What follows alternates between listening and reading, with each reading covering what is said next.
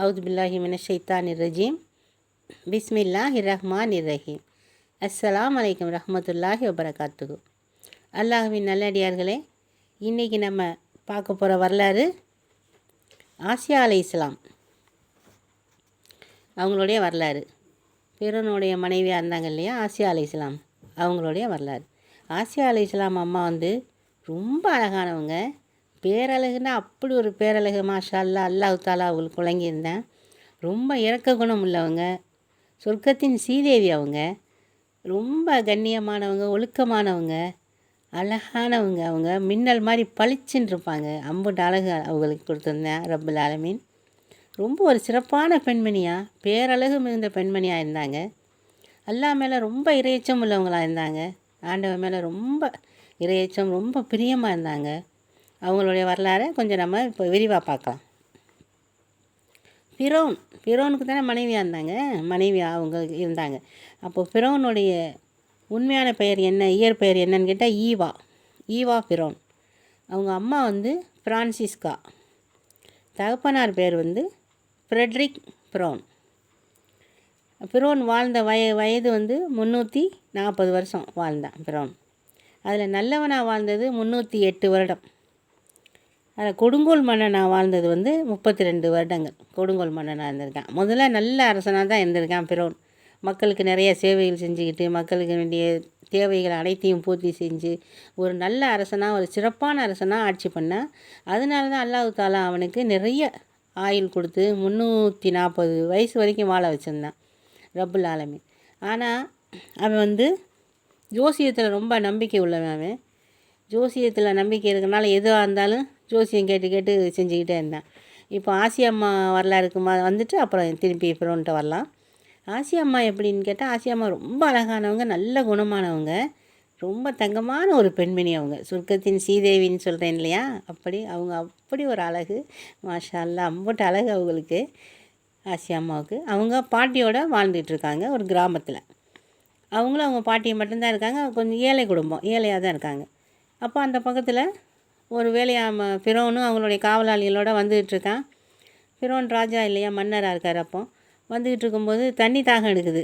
அப்போ அவங்க வீட்டுக்கிட்ட ஆசியா அம்மா இருக்காங்களா, அவங்க வீட்டுக்கிட்ட வரும்போது தண்ணி வேணுமேம்மான்னு சொல்லி அந்த பாட்டிகிட்ட, அவங்க பாட்டி வெளியே உட்காந்துருக்காங்க. பாட்டி அம்மா, எனக்கு கொஞ்சம் தண்ணி வேணுமேன்னு சொன்னோன்னா, தண்ணி கொண்டு வந்து கொடுமா அப்படின்னு சொல்லி அவங்க பேத்தியை கூப்பிட்றாங்க. ஆசியா அம்மா, தண்ணி அள்ளிட்டு வந்து கொடுமாண்டு. அப்போ ஆசியா அலைஹிஸ்ஸலாம் தண்ணி அள்ளிட்டு கொடுக்குறாங்க. அதை பார்க்கும்போது ஃபிரௌனுக்கு மாஷா அல்லா, இப்படி ஒரு அழகான பெண்ணாக, ரொம்ப மின்னல் மாதிரி மின்றாங்களே, இவ்வளோ அழகாக இருக்காங்களேன்னு சொல்லி ஃபிரௌன் பார்க்குறாரு. பார்த்தோன்னே இந்த பெண்ணை நம்ம கல்யாணம் முடிச்சுக்கலாமே அப்படின்னு சொல்லி நினைக்கிறாரு. அவருக்கு ரொம்ப பிரியமாக இருக்குது. ஏன்னா அந்த பெண்மணி ரொம்ப அழகாக, ரொம்ப பேரழகாக இருக்காங்க. அவங்க மின்னல் மாதிரி பளிச்சுன்னு மின்னல் வெட்டும் இல்லையா, அப்படி இருக்காங்க. ரொம்ப அழகாக இருக்காங்க. பார்த்தோன்னே இவருக்கு ரொம்ப பிடிச்சி போயிடுது ஃபிரௌனுக்கு. நம்ம இந்த பாட்டி மாடை பேசுவோம் அப்படின்னு சொல்லி நினைக்கிறாரு. ஃபிரௌனுக்கு ஏற்கனவே மனைவி கல்யாணம் கட்டி ஒரு மனைவி, ஒரு பெண் குழந்தை இருக்குது. அந்த பெண் குழந்தை பிறந்து கொஞ்சம் வருஷத்துலேயே அவங்க முதல் மனைவி இறந்துடுறாங்க.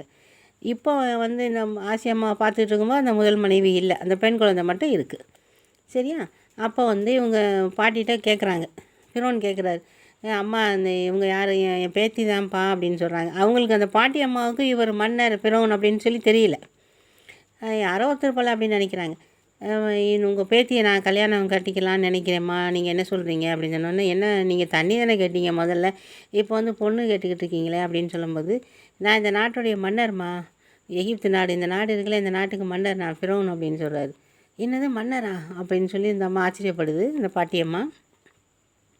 அதில் பக்கத்தில் அந்த ஆளுகள்லாம், அங்கே பக்கத்தில் இருக்கிறவங்க, அந்த காவலாளி எல்லாம்னு சொல்கிறாங்க, ஆமாம்மா இந்த நாட்டு மன்னர் அவங்க இவர் ஃபிரௌன் அப்படின்னு சொன்னோன்னே, அப்படியான்னு சொல்லிட்டு சரி அப்படின்னு சொல்லி ஒத்துக்கிறாங்க. நிக்கா பண்ணிடுறாங்க. கல்யாணம் முடித்து கூப்பிட்டு வந்துடுறாரு அவங்க நாட்டுக்கு. கூட்டிகிட்டு நல்லா அருமையாக நல்லா வச்சுக்கிறாரு.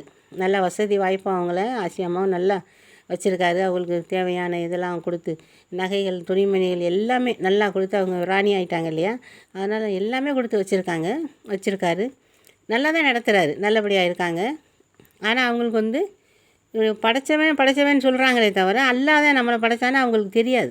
முதல்ல தெரியாது இல்லையா, படைச்சவனேன்னு சொல்லி அப்படி சொல்லிகிட்டே இருப்பாங்க. படைச்சவனே, என்னை படைச்சவனே, நீ எனக்கு துணையாக இருக்கணும்ப்பா, இப்படி சொல்லிகிட்டே இருப்பாங்க. அதனால் இப்படி போயிட்டுருக்கு. இப்போ என்ன ஆயிடுச்சுன்னு சொன்னால் அந்த இவங்க ஒரு கனவுங்கிறாரு இல்லையா ஃபிரௌனு, அந்த இதுலேருந்து பைத்துல் முகத்தஸ்லேருந்து நெருப்பு வந்து இவங்களுடைய சமூகத்தை அழிக்கிற மாதிரியும் யூதர்கள் சமூகத்தை விட்டுட்டு போகிற மாதிரியும் கனவு வந்தோடனே அந்த ஜோசியக்காரங்களாம் கூப்பிட்டு கேட்குறாங்க இல்லையா. அப்போ கேட்கும்போது தான் அவங்க சொல்கிறாங்க, இது கெட்ட கனவு, நல்ல கனவு இல்லை, யூதர்கள் வம்சத்தில் பிறக்கிற குழந்தை வந்து உங்களை அழிக்கிறதுக்கு வாய்ப்பு இருக்குது, உங்களுடைய அரசே அது அதோட காலி ஆயிரும் அப்படிங்கிற மாதிரி சொல்கிறாங்க ஜோசியக்காரங்க. இப்படி இருந்துகிட்ருக்கு. இப்போ தான் இவர் என்ன பண்ணுறாரு, இந்த இப்போ பிறக்கிற பிள்ளையில, அதாவது 3 வருஷத்துக்குள்ளே பிறக்கிற பிள்ளைய வந்து ஒரு ஆம்பளை பிள்ளைனால அவங்களுக்கு அழிவு இருக்குது அப்படிங்கிற மாதிரி சொல்லிட்டாங்க. அதனால் 3 வருஷமாக பிறக்கிற குழந்தையில அப்புறம் ஆண் குழந்தையில அப்புறம் கொல்லணும் அப்படின்னு சொல்லி ஒரு ஆணையிட்டுட்டாரு. அது நடந்துகிட்டு இருக்கு. இதுக்கு இடையில் என்ன நடக்குதுன்னு கேட்டால், அந்த ஜோசியத்து மேலே அதிகமாக நம்பிக்கை இருக்கிறனால அடிக்கடி கூப்பிட்டு ஒரு ஜோசியம் கேட்குறது, அது என்ன இது என்ன, இதை எப்படி பண்ணலாம், அதை எப்படி பண்ணலாம் அப்படி கேட்கும்போது அந்த ஜோசியக்காரர் ஒருத்தர் சொல்கிறாரு, இந்த இதெல்லாம் போட்டு பார்ப்பாங்கல்ல, அந்த சோவி இந்த மாதிரிலாம் போட்டு பார்ப்பாங்க, அந்த மாதிரி பார்த்துட்டு சொல்கிறாரு, உங்களுக்கு வந்து நீங்கள் தான் கடவுள் அப்படின்னு சொல்லி அந்த ஆள் சொல்லிடுறாரு. ஏன்னு கேட்டால், கடவுள்னு சொன்னால் தான் நிறைய அந்த தங்கம்லாம் அள்ளி கொடுப்பாங்க, தங்க நாணயம்லாம். ராஜா வந்து பெருமையாக பேசினா, பெருமையாக கவிதை பண்ணால், சிறப்பான மன்னர் அப்படி இப்படின்னு சொன்னால், இல்லை நீங்கள் தான் கடவுள், நீங்கள் தான் தெய்வம் ஐயா அப்படின்னு சொன்னால் ரொம்ப பிடிக்கும் ராஜாவுக்கு, அப்போ நமக்கு நிறையா பரிசு கொடுப்பாருன்னு சொல்லி அந்த ஆள், அந்த ஜோசியக்காரர் என்ன சொல்லிடுறாரு, நீங்கள் தான் கடவுள் அப்படின்னு சொன்னோடனே இவனுக்கு ஃபிரௌனுக்கு என்ன ஆயிடுது, நான் தான் கடவுளா, என்னப்பா சொல்கிறேன், ஆமாம் நீங்கள் தான் கடவுள், இந்த ஜோசியத்திலே வருதே அப்படின்னு சொன்னோடனே இவனுக்கு அந்த கடவுளுங்கிற போதை மண்டையில் ஏறிடுது. அப்படியே அந்த அவனுக்கு இப்போ ஒரு பெரிய பரிசுன்னு சொல்லி அவன் இப்போ தங்க நாணயமாக ஒரு பையில் போட்டு கொடுத்து அனுப்பிவிட்றேன். அதோட இவனுக்கு செய்தான் இவன் மனசில் புகுந்து நீ தான் கடவுள்னு சொன்னோன்னு எல்லாரும் என்னையே தான் கடவுள்னு சொல்லணும். அங்கே எல்லாம் இருக்கிறவங்க எல்லோரும் ஆமாம் நீங்கள் தான் தெய்வம் காலில் விழுந்து வணங்குறாங்க, கூட இருக்கிறவங்க எல்லோரும் சேர்ந்து. அதோட இவனுக்கு அந்த நம்ம தான் அல்லாஹ் அப்படிங்கிற மாதிரி அவனுக்கு எண்ணம் வந்துடுது. அது வரைக்கும் நல்லவனாக தான் இருக்கான், நல்லா ஆட்சி பண்ணுறேன், நல்லா மக்களை பார்த்துக்கிறேன், அதுக்காகவே அல்லாஹ் தாலா அவனுக்கு நீண்ட ஆயிலை போட்டிருந்தேன், 340 வருஷம் ஆயிலை போட்டிருந்தேன், நல்லா தானே நடத்துகிறேன் அப்படின்னு சொல்லி. ஆனால் இவன் என்ன பண்ணிட்டான், இவனுக்கு அந்த ஜோசியக்காரன் சொன்னோடனே இவன் தான் அல்லாஹ் நினச்சிட்டு ஆட ஆரம்பிச்சிட்டான். ஆனால் இப்படி இருக்கும்போது எல்லாருமே ஆமாம் இவர் தான் அல்லாஹ், இவர் தான் கடவுள் அப்படின்னு சொல்லி நினச்சிட்டே இருக்காங்க. இது மனைவிட்ட வந்து என்றைக்குமே கேட்டதில்லை, ஆசியாமாட்ட வந்து கேட்டதில்லை. அவங்க சிறப்பான மனைவியாக இருக்காங்க, குடும்ப தலைவியாக இருக்காங்க, பொறுப்பானவங்களாக இருக்காங்க, நல்ல குணவதியாக இருக்காங்க. அவங்கள்ட்ட வந்து நம்ம மனைவி தானே அப்படின்னு சொல்லி இவர் இருந்துடுறாரு ஃபிரௌன். இப்படி இருக்கும்போது இப்போ மூசா அலைஹிஸ்ஸலாம் வந்து இவங்ககிட்ட அந்த தொட்டிலில் வச்சு வருது இல்லையா குழந்தையா, அதுலேருந்து இவங்க எடுத்து வளர்க்குறாங்க, ஆசியம்மா வளர்க்குறாங்க. அது ஒரு 20 வயசு இருக்கும்போது மூசா அலைஹிஸ்ஸலாம் என்ன பண்ணுறாங்க, இந்த எகிப்தில் உள்ள அந்த எகிப்தியர்களோட ஆள்களும் இந்த யூதர்களுடைய பையனும் சண்டை போட்டுக்கிட்டு இருக்கும்போது இவங்க அடித்து அந்த பையன் இறந்து போயிடறான் இல்லையா. அது இறந்து போனோடனே இவங்க ஓடிட்டாங்க, மதியன் நகரத்துக்கு போயிடுறாங்க. மூசா அலைஹிஸ்ஸலாம் மதிய நேரத்துக்கு போய் அங்கே சுவைப் அலைஹிஸ்ஸலாம் மகளை கல்யாணம் பண்ணிக்கிறாங்க. அங்கே இருந்து 8 வருஷமாக இங்கே ஆடு எல்லாம் பார்த்துட்ருக்காங்க. அப்புறம் கல்யாணம் பண்ணி 2 வருஷம் சேர்ந்து அப்புறம் தானே இங்கே வர்றாங்க, திரும்ப 10 வருஷம் அங்கேயே ஓடிடுது. அப்போ மூசா அலைஹிஸ்ஸலாம் இங்கே வந்து நான் தான் நபி, என்னைய அல்லாஹ் வந்து ஹாரூன் அலைஹிஸ்ஸலாம் அவங்க அண்ணனையும் கூட்டிகிட்டு வராங்க. 2 பேருமா வந்து இங்கே ஃபிரௌன்கிட்ட போய் பேசணுன்னு அல்லாஹ் அவங்களுக்கு கட்டளையிட்டோன்னே இங்கே வந்து பேசும்போது இவன் ஒத்துக்கிற மாட்டேங்கிறான், நீ தானே இங்கே உள்ள ஆளை கொண்டுட்டு ஓடினது அப்படின்னு சொல்லி சொல்கிறேன். அப்போது ஆசியாம்மா என்ன பண்ணுறாங்க, முதல்ல மூசா அலைஹிஸ்ஸலாம் வந்து இங்கே இந்த பையனை அடித்து போட்டு அவன் இறந்து போயிட்டான், அதில் ஓடிட்டாங்கல்ல. அப்போத்துலேருந்து அழுதுகிட்டே இருக்காங்க. யார், ஆசியாம்மா. மயம் ஓடிடுச்சு, எங்கே போச்சுன்னு தெரியலையே, யாரையோ கொண்டுட்டான்னு வேறு சொல்கிறாங்களே, என் பிள்ளை எங்கே போச்சோன்னு அழுது ஒரு மாதிரி ஆகிட்டாங்க. அவங்க ரொம்ப பிரியம் வச்சு வளர்த்தாங்க இல்லையா மூசா அலைஹிஸ்ஸலாமை, ரொம்ப ஒரு மாதிரி ஆகிட்டாங்க. திரும்ப இப்போ மயம் வந்து நான் தான் நபின்னு சொன்னோன்னா அவங்களுக்கு ரொம்ப சந்தோஷமாயிருது.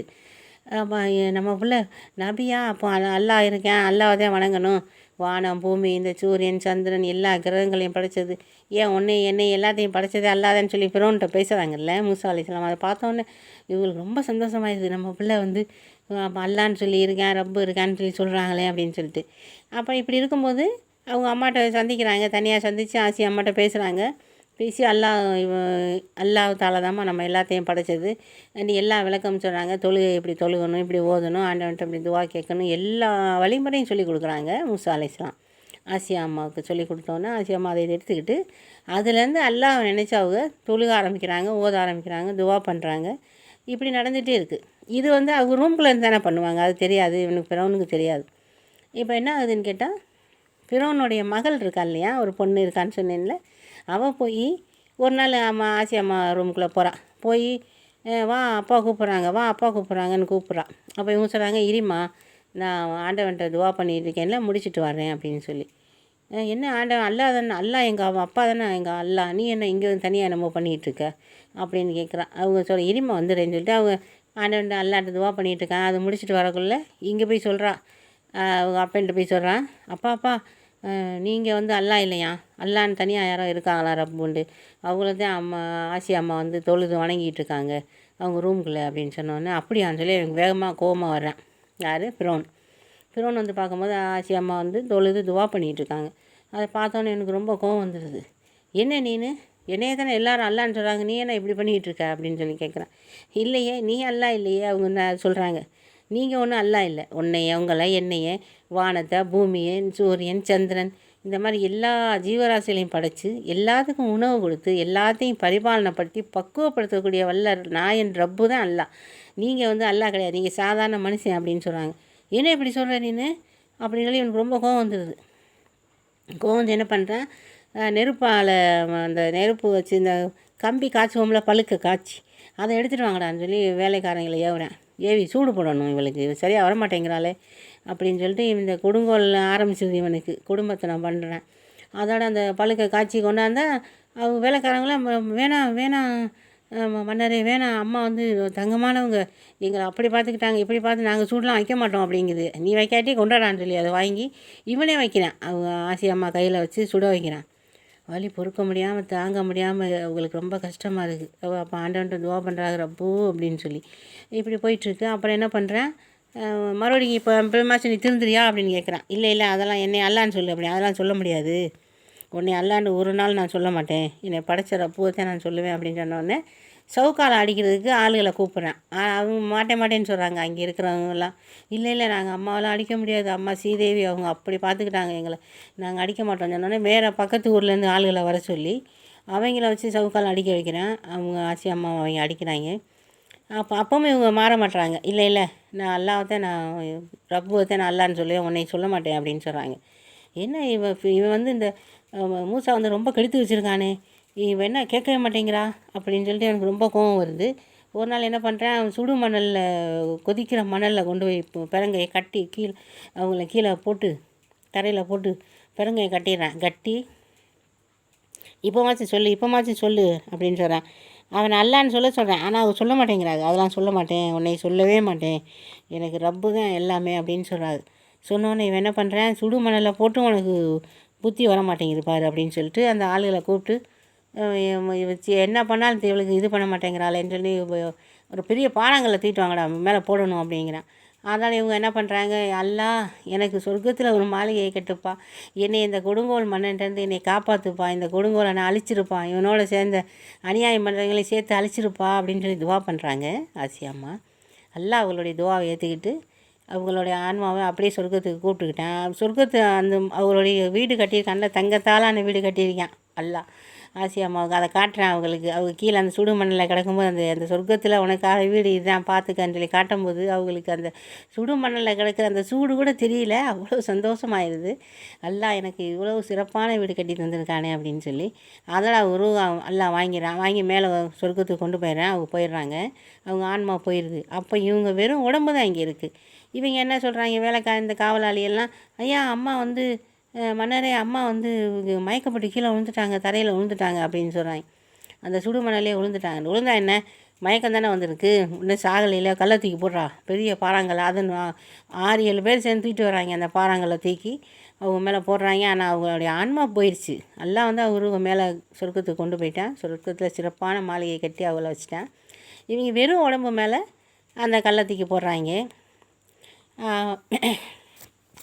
அதனால் அவங்க என்ன நினச்சிக்கிறாங்க, இந்த கலத்திக்கு போட்டனால இறந்து போயிட்டாங்க அப்படின்னு சொல்லி அவங்க நினச்சிக்கிறாங்க. ஆனால் அல்லாஹு தாலா அவங்களுக்கு அவங்களுடைய இறையச்சத்துக்கும் அவங்களுடைய அந்த அல்லா மேலே வச்சுருந்த அந்த பிரியத்துக்கும் ரப்புல் ஆலமீன் அவங்களுக்கு சொர்க்கத்தில் சிறப்பான இடத்த கொடுத்து சிறப்பாக வச்சுருக்கேன். சொர்க்கத்தின் சீதேவி அவங்க இருக்காங்க, ஆசியா அலைஹிஸ்ஸலாம் அம்மா.